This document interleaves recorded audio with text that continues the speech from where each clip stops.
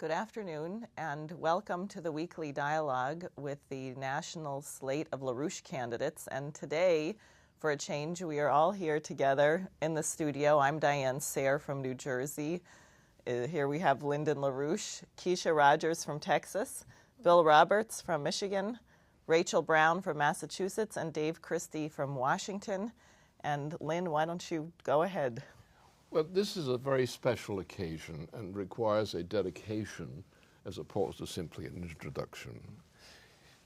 We have come into a period in which most of the members of Congress, some are qualified for what they do, but they don't do what they should do. and therefore, this group has a special qualification for candidacy to represent the nation through the representation of in the Congress. Now, it was said by Napoleon, at least attributed to him, he may not have actually said it, but it was attributed to him, that every officer in his command carried a field marshal's baton in his knapsack. I don't know if that was true of Napoleon, but I do know that Lazare Carnot, who was the man who saved France from destruction by creating the whole force which Napoleon later inherited, never got to be the president of France. But he was the most important figure in that part of the history of France and what came afterward, and played many roles and so forth. This crew, now seated with me here, has qualifications which virtually no incoming member of the Congress has, and very few of the senior. And on top of that, they have a qualification of knowledge and outlook, which is obviously lacking in the Congress in general at this point. Some of them have the potential, some of them have the qualifications, but the Congress is not exercising those qualifications wherever they exist. At this point, the nation requires that kind of leadership. Now, these candidates may or may not succeed in this election by formal standards, but they have a higher standard to meet than just being elected. The higher standard is to provide the sense of leadership which shames the other members of the Congress who don't come up to this standard. And that is no exaggeration. This is a set of candidates of which there is no likeness, to my knowledge, presently existing in the Congress. And I say that in all seriousness, not as some kind of acclamation. But what we've gone through in the recent days in this discussion has affirmed to me that these are exceptional candidates. They are capable of representing the people and the nation of the United States, which none of the others currently have been able to do. I don't want to run down anybody who I respect in the Congress, and some of them are doing great things and very important things right now. But what we need is a leadership, especially with this presidential candidacy set now. We need a leadership in the Congress which can actually lead the nation by virtue of the implications of their qualities as representatives of the nation. So this is a completely different kind of case. These people can stand up to things that most members of the Congress would never dream of standing up to. I know that myself personally. And so I'm honored to make these remarks at this occasion on my associates here. Thanks. That's a tall order. I give nothing but tall yes. orders. We've noticed. And obviously, we are seated with Lyndon LaRouche, who is the actual functioning president of the United States, unlike that treasonous excuse for a president we have in the White House right now. I think we can start off with the fact that we just had elections in France where one of our collaborators, Jacques Cheminade, did an absolutely phenomenal job with his campaign. He put the mustache on Obama in full international view in all the European press. He raised the question of the breakdown of the financial system, which no one is willing to discuss, and he got an amazing response. I think he did something like 180 interviews in the last 2 weeks of his campaign. So his campaign has transformed permanently the discussion in Europe and has set a certain standard there, which will be very interesting to see how that unfolds in the coming weeks. Also, we know that apparently at the International Monetary Fund conference, an internal memo was circulated saying that the European banking system actually needs $8 or $9 trillion of bailouts. They didn't think it would sound good to say that publicly, so they admitted to $4 trillion, and then they're crowing about the fact that they've come up with $430 billion, which is 1/10 of what they're publicly saying they need, and it's only 1/20 of what they actually need. And of course, this wouldn't work anyway. So we are really on the brink of a major systemic blowout of everything. Right, and as you have warned, Lynn, the system is disintegrating now, and the only chance of actually intervening to save that system is a threefold solution, which includes Glass-Steagall, first and foremost, the introduction, reenactment of a credit system, national banking, and the commitment to developments and improvement through NWAPA. And many people will see this soon on our website if you have not already seen it. But our candidate slate and committee here, along with LaRouche PAC, has now initiated a call to action around the Glass-Steagall resolution for Glass-Steagall banking reorganization and the building of the NWAPA 21 project that is now on the website, which we are going to call on everyone and ourselves organize all out throughout the entire nation as a national project to organize the country around a real economic recovery plan in the midst of this breakdown crisis. Well, I think that's the only way things can go. We're at one of these moments in history where you don't have a range of options. Either we're going to do exactly what we've laid out with Glass-Steagall, credit system, and NWAPA as really the only project with the scope and duration and range of activities that can be a foundation upon which to bring the real economy back. And that being the case, that this is the only way to go, and that means the death knell of the British Empire, which cannot exist any longer other than their desire and willingness to drag humanity down with them. And I think it's just more important to put the point on this that with the recent Obama saying that he's going to back up the Israelis, to come in with the Navy after an Israeli first strike on the Iranians, that this is an immediate trigger for a powder keg set to go, which has been the intention ever since Lynn had laid it out, that the death of Gaddafi, they were going to rush in to Iran, Syria, and that be really the beginning of a much larger threat to Russia and China, to get them to back down from this exact policy of economic development, of what they're committed to in the Arctic region, what they're committed to with the Strategic Defense Initiative, the Strategic Defense of the Earth policy, and to get them to back down and give up this commitment, because this is the direction that mankind is going to go. And so just to make it clear, Obama must go now more than ever. That's the only way to stop this insanity, and then it is on the table, like everything that we've fought for, and Lynn, for a much longer period of time. So it's... Yeah, and it's very clear right now that with two non-presidential candidates that most people are looking at and saying, oh my God, now that we know it's these two, and that's horrible. And at the same time, we've got the breakdown of the Euro system going on, and at the same time, we've got the prospect that if we don't throw Obama out, we could be in thermonuclear war. The important thing, I think, this resolution and the mobilization to get the whole country behind Glass-Steagall and NWAPA, this is the moment for it, because the most horrible thing is if you had this situation right now and there was no clear voice of leadership, that people didn't have something to turn to. And so we have this, we have the program, and we just have to be that clear voice that other people need to rally around.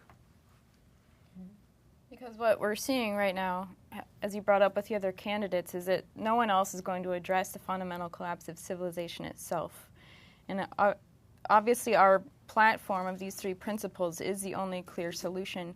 And I think the American population feels it in their bones that this is not just a normal crisis. They are very afraid of the candidates that they see because they know that both sides are going to result in probably thermonuclear war. People really sense that. So I think one issue at hand now is that it's not a matter of discussing the current events, but it's a matter of what are we going to intend to do, and to use human creativity as a vehicle to do that, to really go to the biggest questions right now, the questions of a threat to civilization. If we don't address the crisis for mankind due to changes in the universe that we economically have not decided to conform to, we have chosen not to make the breakthroughs in technologies that we need to support a growing population and to address the development of the universe, which mankind is a part of. So if we don't address these issues, as well as the fact that we have fascism in the United States through the Obama administration, there's no way out of this crisis. So we can say that to people. People can get it, and they have to realize that they have it in their power right now to throw this guy out and to take our country back. The thing you have to look at in this case is right now we have gone through the preliminary phases of the selection of presidential candidates for both parties at present time. There could be an adjustment in that.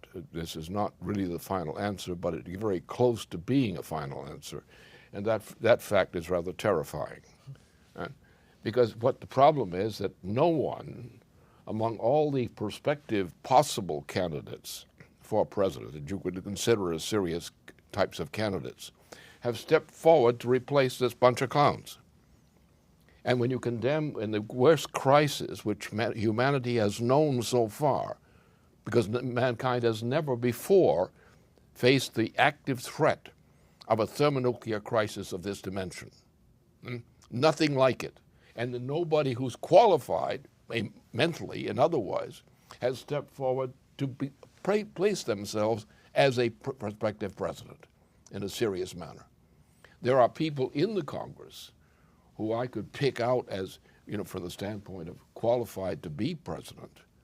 I can identify them, and I'm not going to do it here, but to get them into trouble.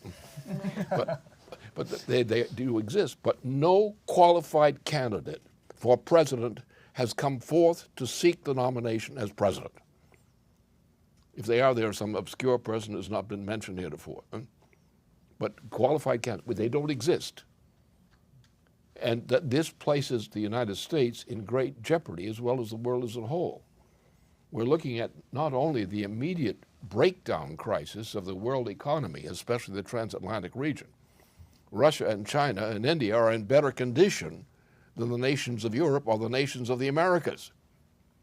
I don't know about Argentina. They're probably the only one who, at least in temperament, would stand up as being qualified for that purpose. So there's nothing out there. And therefore, we have a very important role of leadership here because we are going to hound them in the right way. Now, to return to the question of the candidate, my view on the qualification of these candidates is that we have to launch the most important event possible from these candidacies. And your qualifications go largely that most candidates entering office, entering the campaign for office, have no conception of how to deal with these problems or even what these problems are. You do. And you are acting not as individual candidates, each seeking for office. You're each seeking office, the office you're designated for. But it's more than that. You're also a group of people who are acting as a collectively, as a leadership. You're acting as if you were a caucus of the entire Congress, a presidential caucus. You're acting also in the choosing of what a president must do and what a president must be at this time.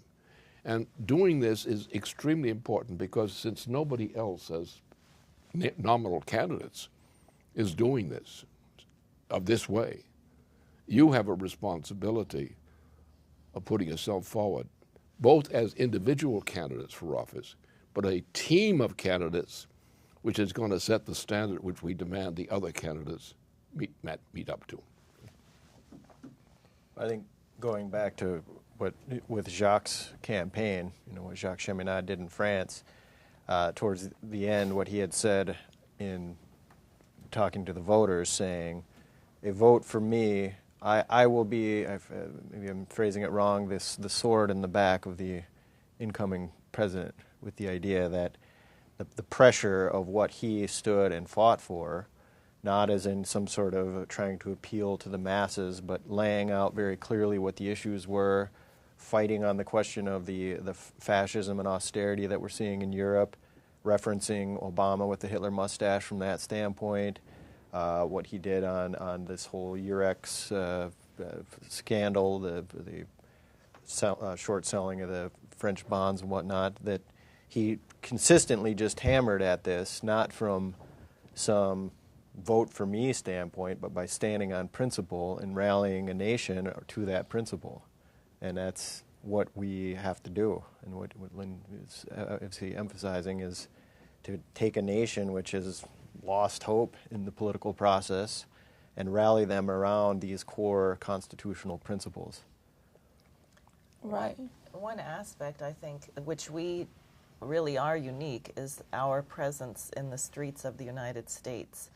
Because some of us were having a discussion last night about what the American people actually are suffering right now. And what families are going through is unbelievable. I mean, most people are finding themselves in a situation where they never thought they would be. Someone was talking about having met a woman who is now having to support 4 children. She lost a suit in court to her abusive ex-husband and, practically living out of her car. I mean, we're meeting people in these horrible circumstances.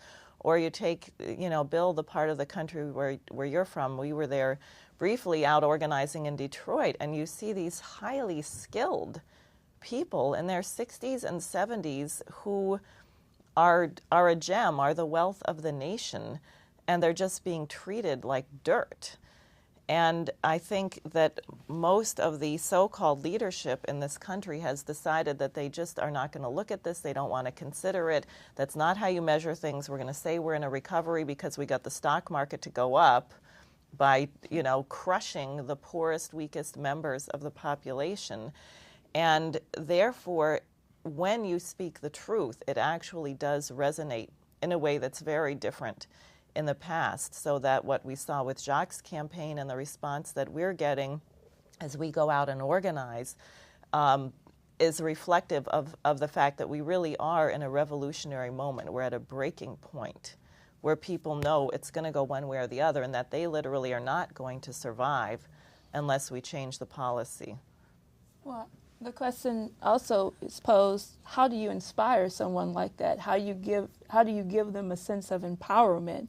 And their sense of empowerment is not just in, the fight over what issues are going to help me out, or what issues are going to, give me more money or help me out of my immediate situation, but the empowering of the nation, of the population, lies in their understanding of their power to fight creatively, to say, what makes me human? Why, how did I get into this situation? Why am I being subject, and why am I being a victim of the situation that I'm in? And how do I fight to get out of that situation?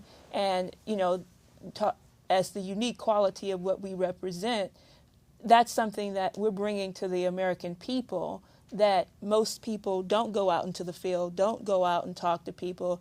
I had one young lady call me, and, she asked, well, what you're doing, what you're saying is pretty radical, calling for Obama's impeachment, the various other programs you're calling for, but aren't you afraid of what might happen to you? And if you have a sense of No, you're not afraid of what's going to happen to you. You're afraid of what's going to happen to the nation if we don't survive, what's going to happen to civilization. And so therefore you fight and you give people the empowerment to fight because you have a sense of, what great things can come out in the future, what perspectives that we have to look forward to if we do fight. And so people get excited by that. People have a sense of empowerment that they can participate in something that is, even better waiting for them on the other side, something better in the future. Doesn't that say something about the shortcomings of so-called religious people in the United States? That they are all concerned, immediately they profess to be concerned with immortality or something, but none of them are immortal. Now, there are many people who have died who are immortal because the outcome of their life changed the world for the better in what they were doing with their life. But when you think about the people, when the nation itself is in danger, and you're talking about the danger, the threat to all the younger people, to all the people who should be about to be born, and you're not thinking about the future, you're thinking that as if your day of your death is the end of everything, including the universe, as far as you're concerned. And people are acting like that. And when they call themselves religious and they don't, in this way, and aren't willing to dedicate themselves, their lives, to the lives that come after them and out of them, then you've got a real kind of cowardice, a total lack of morality. And everybody who calls himself a churchgoer, who doesn't recognize this, ought to be kicked out of the church, or the church ought to be kicked out of them, or something like that. But that's the irony of this thing. The people in the United States no longer have a confident belief in the importance of their life. They don't think that giving birth to children has any significance. They don't if they don't have children, are dedicating themselves to other people's children and the world they're creating for other people's children. And that lack of that devotion to the sense of the immortality of the human soul, that it's supposed to continue the course of life and leave weapons behind, in a sense, weapons of courage, weapons of insight, of discovery, and leave behind. And what they're doing is they're talking about their little petty lives, their petty number of people living on a planet of now 7 billion people who are going to be breeding in each generation about the same number. And they're wiping these people off the map before they're even born. And they call themselves Christians and things like that. What are they? Gutless wonders. And I don't think that any God would want to have these guys harbored in his premises if he could avoid it. Well, they should try being human before trying to be Christian. Work their way up to Christian. Yeah.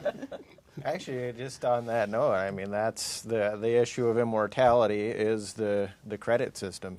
The value of your currency is defined by what it's going to do in the future. It's not defined by what kind of usurious arrangements you can entrap people in and create slaves out of them. It's a commitment to say we're going to expand and create potential for the future of mankind, and that's what your banking system should be. And I frankly just, a lot of these Christians, you bring up Christ in the throwing the money changers out of the temple, and they don't even think of that as what it was actually about. It wasn't some, he just didn't like, this happening in the temple. It was a statement on what they were doing, usury. It was an evil policy of creating slaves out of people. Or take the case of Einstein, for example. And you have to realize that over 100 years ago, over a century ago, Einstein defined immortality in the terms of his discovery of matter-antimatter process. It reaches out to a practical grasp of the meaning of human life in the universe. And that was over a century ago when he was in the process of this matter-antimatter discovery. And when we even look at that from the standpoint of physical science as an affirmation, now he's dead sometimes, He's still resonant and alive in the influence of what he's done right now today. What he did then was a gift, which is expressed today in what antimatter means in the solar system. We now have a solar system that's in trouble.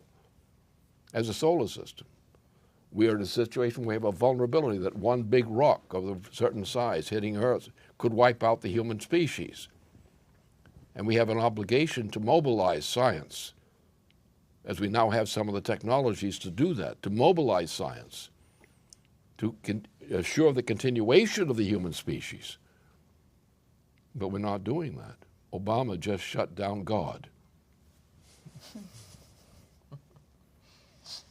And Einstein played the violin, which is one of the other ways that our population has been completely robbed. We don't have a classical culture.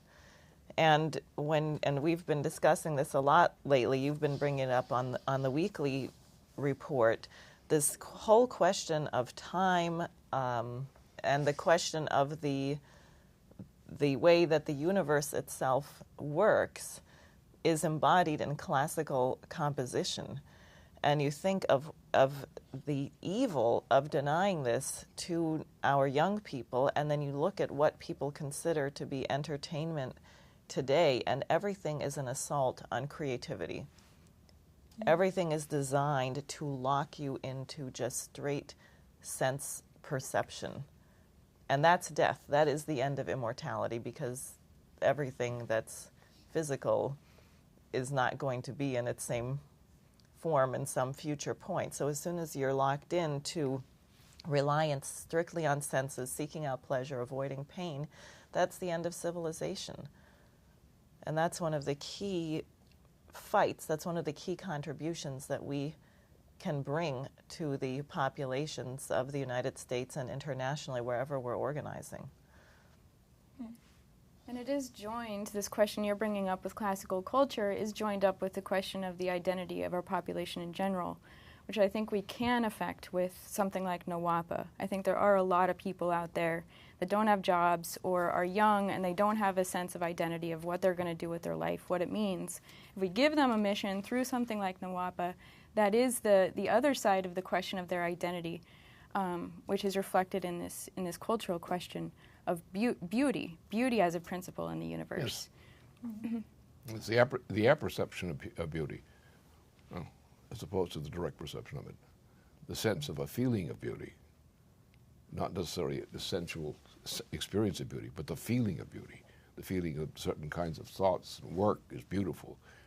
People will say that's beautiful, and it's referring to an accomplishment, an idea, and saying that is beautiful. And that is, for ordinary people, is access to a sense of feeling good about themselves and good about their own lives. And I think that what we see out there is people do not feel good about themselves. They are ashamed of themselves because they know they're not fighting. And they give up, say, well, there's nothing we can do about it. It's like giving up on life. And one of our jobs is essentially to try to inspire in people a sense that under the darkest conditions, as people of the past have lived often, under the darkest conditions, the fight that you wage now, it may take 2 generations before that thing is justified, or 3 or 4 or more. We can think about whole parts of the world, whole sections of the population that had nothing and went through that again and again through successive generations. But by a devotion to the hope that they can achieve that and trying to do practical things to achieve that, they ultimately created an environment in which some of these things that should have happened would happen. And this kind of devotion to the meaning of our lives in terms of people to come, it is the thing that is lacking here. People say they're afraid about they're going to lose something, and they're going to throw away much more than they could possibly ever lose by what they don't do. Yeah, I mean, I think that reconnection can be made with NWAPA. But part of what's happened is that the population has lost the history of the nation, and by losing the history of what this nation was actually created to do, and in particular the history of, I think, the National Bank and what that was, what the real fight for the American Revolution was, to take the idea that wealth is a product of the human mind, and that is the basis upon which you create a nation, and it's what you can bring into existence. It's what you bring into existence as a product of the human mind and this multi-generational process of the development of ideas and the ability to communicate ideas, that is actually what wealth is, and that's what actually creates the future. And we're starting to get a sense now, as we're doing the work to recruit the support for a national bank and for NWAPA, for building the North American Water and Power Lines, is that there's been a tremendous amount of disinformation about Hamilton and about who Jackson was in particular. This is very pervasive, that Hamilton was some sort of British agent, intervening to bring in a central bank, and the whole idea of what the American Revolution was actually about, to uplift the highest idea of mankind, has been really very obscured. People are very confused on it. They believe it lies. Mm-hmm. Yes. Just going back to take this conception of the powers of classical artistic composition, in the defining of what our American Revolution represented and the power of, fighting for what the human being, what the, our republic was set to represent, at the same time that you had the signing of the Declaration of Independence in Europe, you had the development of national cathedrals, classical musical opera centers going on. Now, what was the role of the empire? What was the role that to put a stop to that? You had a role to put a stop to that, to say that, well, the only people that should be given the privilege of classical music, of actually having the right to participate in that, are the wealthy, or the aristocrats, or the elite. If you were a serf, you needed to stay in your place. If you need to stay enslaved. And so that was the fight that was being waged. And the founders and the drafters of our Declaration of Independence and Constitution knew that the real fight was at the highest level of the ideas of the fight for human creativity, the fight for beauty, for real classical culture. And that goes all the way back to the development of our republic, the signing of the Declaration of Independence, and even beforehand. And so, yeah, it's true. You get to the question of why people have been duped and accepted the lies of, what a so-called credit system is, from the standpoint of, well, how much money does it give me, how much pleasure does it give me, and whatever sensual perceptions that they've been given to believe in all of the crap that they believe in today, because they don't really understand the principled fight that was waged around this higher question of the nature of human beings. Now, there's a massive brainwashing just on this Hamilton question.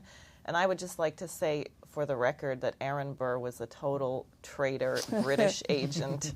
He shot Hamilton in my state of New Jersey, and he was trying all the while to bust up the United States. He was working for these wealthy lawyers who had land in New York. He wanted to split their land off from the United States.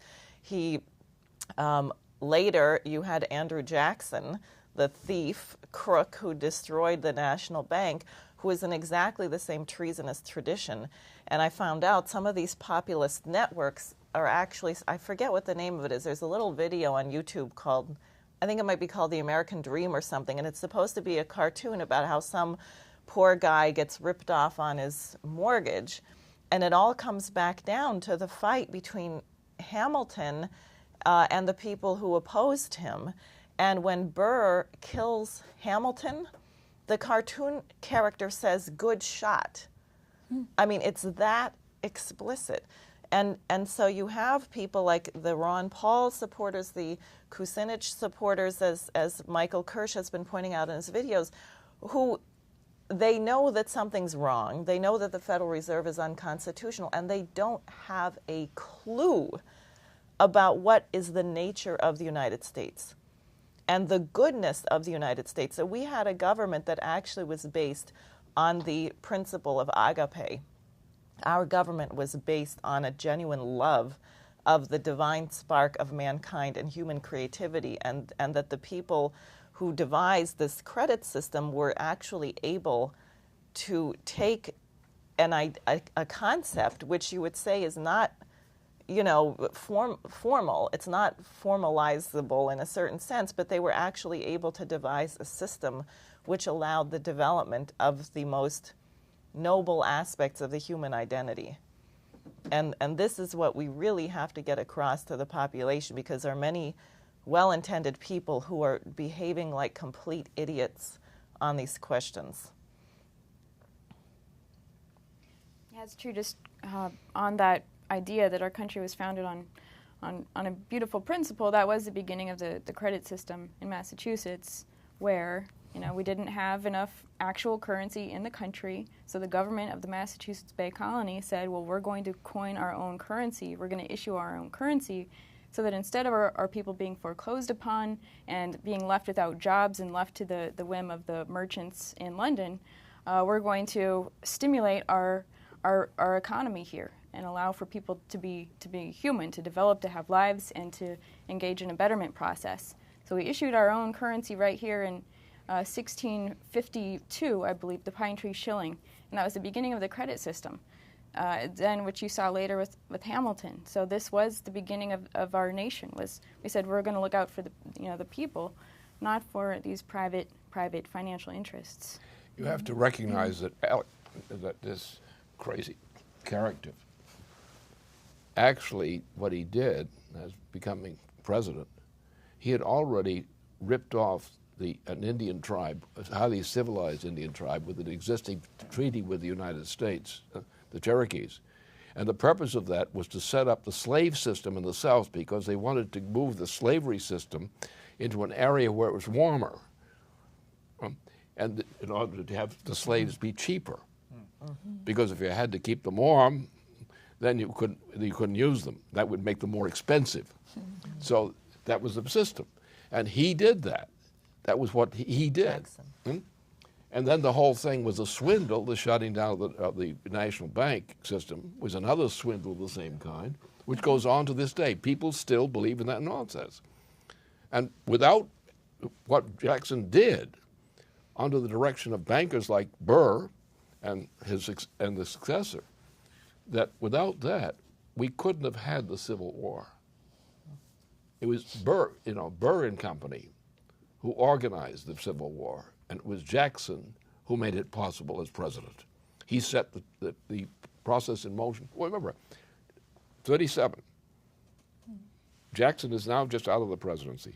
Crash, the whole system crashes. And the United States never fully recovered until actually Lincoln never recovered from the effect of the treasonous actions of that character. But people today are so ignorant that they actually, even leading members of the Democratic parties, would celebrate Jackson, right. An actual traitor to the United States, a skunk of the worst degree, and they still treat the Jackson tradition.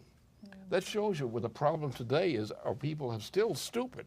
They still get into this kind of stupidity of believing in pure myths, which, if investigated, are lies. And that's what you've got. You've got a lie in terms of the Democratic Party.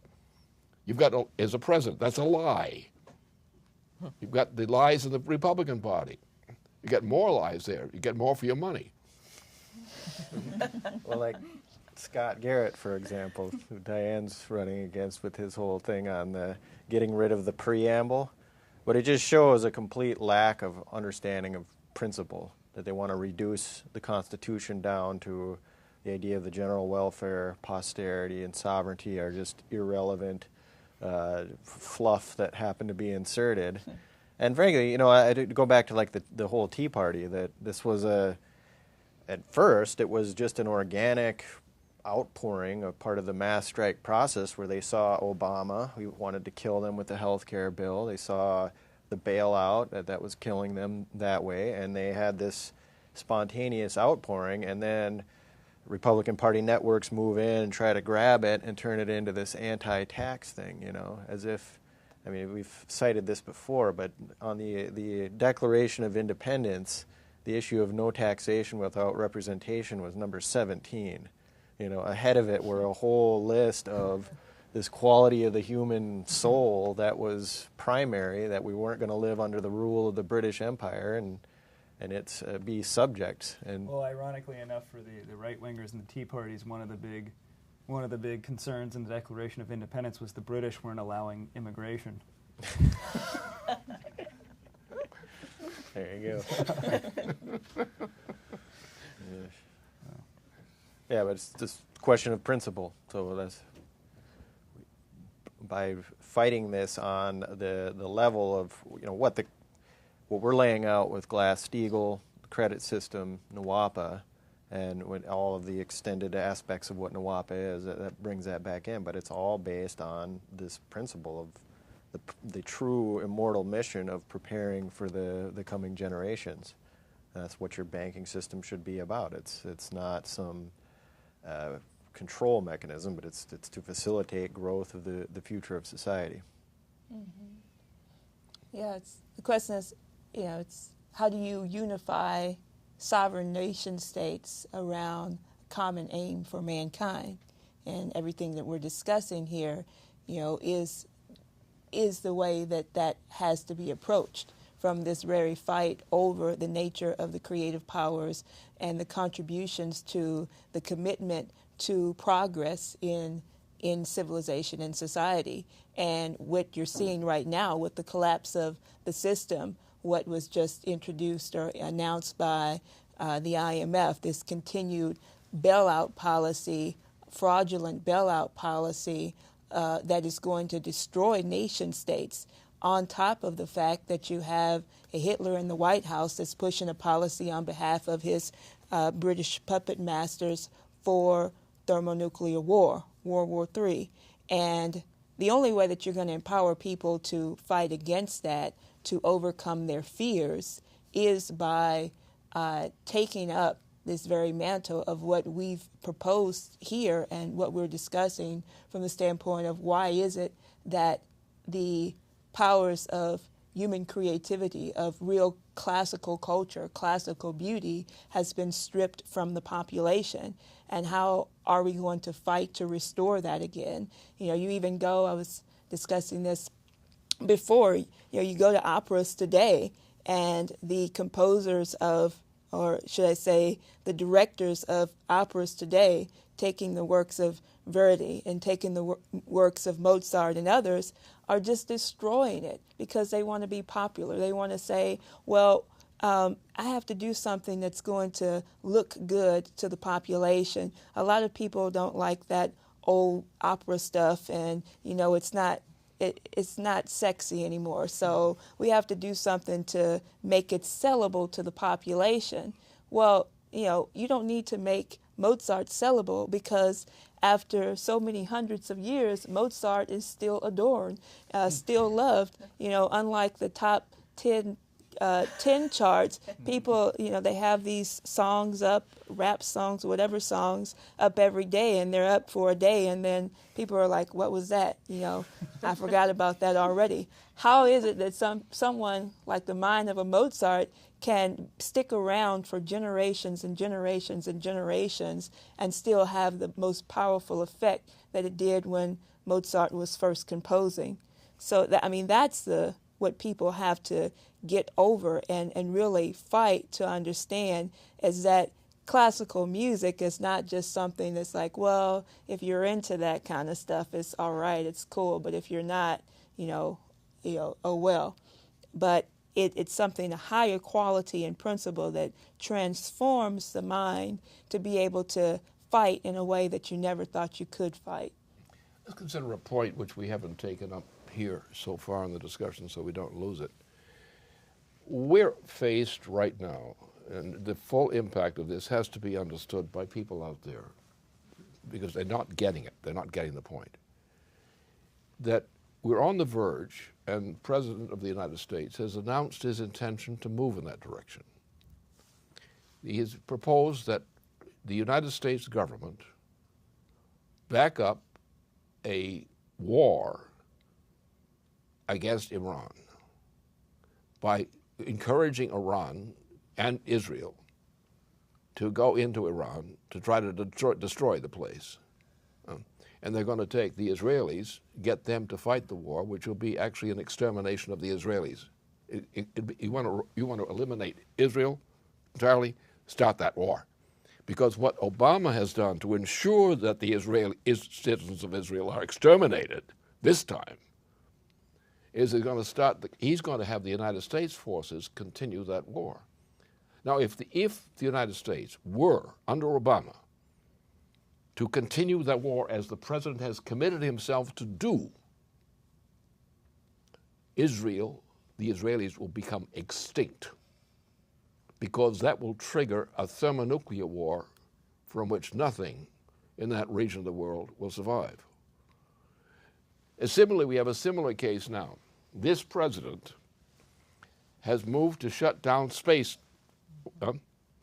anything in space. Well, it happens that we're now coming into a change in the galaxy, where the position of the solar system of the galaxy is shifting, which means that the intensity of actions, which during the existence of man over 2 many years of life, will go into jeopardy. Human extinction. We could deal with that, but the problem that we have to deal with is the increasing danger of a big rock hitting the earth as it did before in past times, which would cause the immediate extermination of the human species. And Obama represents a view, and the people in the Congress who consent to this have represented that view, of saying we're going to have the extinction of the human species. We're going to celebrate that. So that everything that means anything to human life,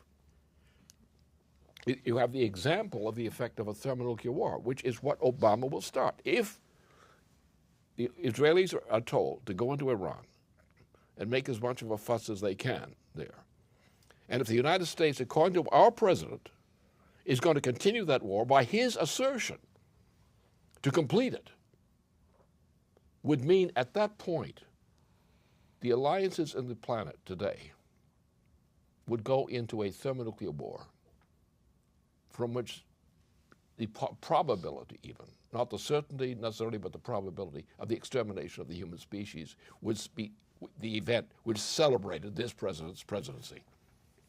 And yet we still tolerate that. We still are indifferent to the welfare of humanity as such. We are willing to risk the extermination of humanity, and you will find that anybody in the military realms who's experienced knows that. Jack Kennedy knew that and warned about that in his speech. We've reached a condition, as he was advised by MacArthur and Eisenhower and others on this situation. If we go into this kind of war, the extermination of the human species is possible. We can't do it. And so they killed him, and then they started wars which were totally unnecessary and unwarranted. And now again, we've come to the same thing. We have presidents who are worthless bums who know this or advised on this, and yet allow this to become. There's no reason for any war today between the two continents, or the area, the Pacific area and the Atlantic area. There's no reason for it.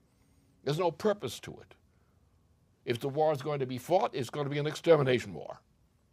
If you start an extermination war between forces based on the Atlantic and forces based in the Pacific, what are you going to get?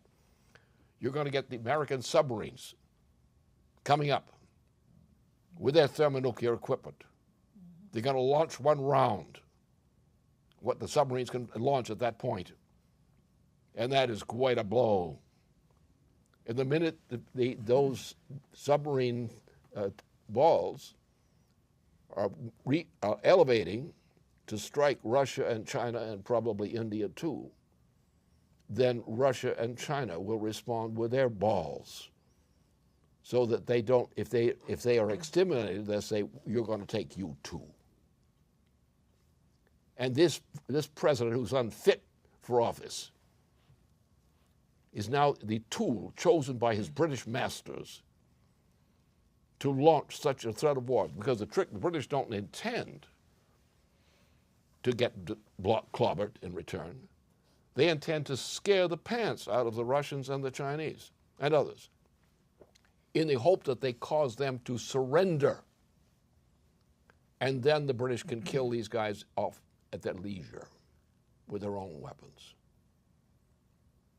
This is the evil we face. And this is the real evil. You know? But we allow it. We could eliminate that evil because, you know, the leadership of the U.S. military forces know this. And unless a president overrode them, that war would never start. Minor wars might start, but not that kind of war. But what we're facing, and the very fact, every gutless wonder that tolerates Obama, and every gutless wonder that tolerates the kind of presidential candidates running from the Republican Party, every one of them would lead the United States to the same type of destruction, and the world at large as well. And how can we consider politicians, members of Congress, running for high office when these are the facts of the matter, the first facts of the matter of any patriot to consider? And patriots do consider this. Our leading generals consider this. People in Europe consider this. People in Russia consider it. But on the basis of a British desire to bluff Russia, China, and others into submission, they are pushing for what will happen. Because if Russia and China know that such a force is being deployed at them, they are not going to accept extinction. Because if a peaceful submission occurred, there would be effectively an extinction of Russia, an extinction of China, an extinction. Because the British have said, the British Queen has said, the intention now is the rapid reduction of the human population from 7 billion people on this planet now to less than 1. And we allow a puppet of the British Queen, who has prescribed this policy for the United States as well as for Britain itself, to reduce the human population to 1 billion people from 7. And they're going to support a puppet of the British, which is what this president is. The British created him. They got the fake money to make him president. They got the fake votes to make him president. And we allow this piece of crap called a president to be a tool of the British monarchy in doing this to the planet Earth and to its population? And a president who, under British influence, acts and says, we're not going to do anything in space to protect Earth from destruction of the human population by large rocks, which are now coming more plentifully under the conditions of the change in the galactic position of the solar system. And leading scientists are warning us of this. And this bum, under British influence, is doing that as part of the reduction of the human population from 7 billion people now to less than 1, which is the official declaration of the Queen and her retinue. Now, where's our American patriotism now? Who are the American patriots who are running for office? If they're patriots, why aren't they acting to prevent this and similar kinds of things? We've reached the point, how many voters are qualified morally to vote? Or morally qualified to deny their obligation to vote? If you don't vote, and that brings in this kind of president, you're just as guilty as if you did vote for him, because you're helping to create it. Your vote is supposed to help protect the nation. Your individual vote is supposed to help protect the nation as well as promote it. And every man in life who's got the license to vote has also the corresponding obligation to stand up as citizens and say, no, you're not going to do that to us. We're not the kind of cowards that will let you do that to us. We're going to throw this guy out of office now. He's impeachable, highly impeachable. He's violated the Constitution on every count necessary to throw him out of office as mentally incapable as well as impeachable. And the man that doesn't have the guts to vote for his impeachment is not fit to serve. Well, it's clear that the Russians are very aware of the threat, and they've made that clear by going with your policies in a very big way in the last weekend or so, where Terra America published this 3,000-word article on your work on the Strategic Defense Initiative, and Putin will soon, I think in the first week of May, be inaugurated as the new president of Russia. So clearly they are aware of the threat, and it's also clear they don't intend to back down to the British and allow themselves to be destroyed, because the model, what Britain would like Russia and China to do, is what Europe did. Give up their sovereignty, shut down their technology, go green, get rid of nuclear power, and die. And Russia and China have no intention of doing that, and the Russians have made that very clear by going with what you're saying in a very big and public way. Exactly. Well, they did that in the 90s under the liberalization model. You know, after the fall of the Soviet system, they went with what the British plan was, and look at the rate of drug addiction, prostitution, alcoholism. I mean, they were dying as a nation. So I think Russia and China know if they submit to the British, if they back down on this threat, it means their extinction anyway. Yeah. And as human beings, they're not going to accept it. Right. It's better to die than to leave filth like that loose in the solar system. Well, I think that comes back again to that question of restoring morality and what NWAPA can do to do that. Because one of the things that comes up in the organizing for it is, Americans are too lazy, look at the young kids, they don't know how to do anything, video games, and which is in one sense true, but you give people a mission, and every time we've had a mission as a nation, the space program under Kennedy, what Roosevelt did with the New Deal, then with it is the corresponding commitment to the future and therefore a development of true morality again. So I think that's how we'll restore this quality back to the American spirit. Well, I would just say, I think in closing, unless people have more to add, that it really makes clear that the job is on us. It depends. The American people have to step forward, have to stop being asleep, have to stop thinking like slaves, and join with us and what we represent, and get the United States to represent what was intended by the Founding Fathers, which is emphatically not what was intended by Andrew Jackson and some of the other traitors that we've referenced. Now we've just made clear what's important and exceptional about this team of candidates. Very good. So thank you very much for listening, and we'll see you next week.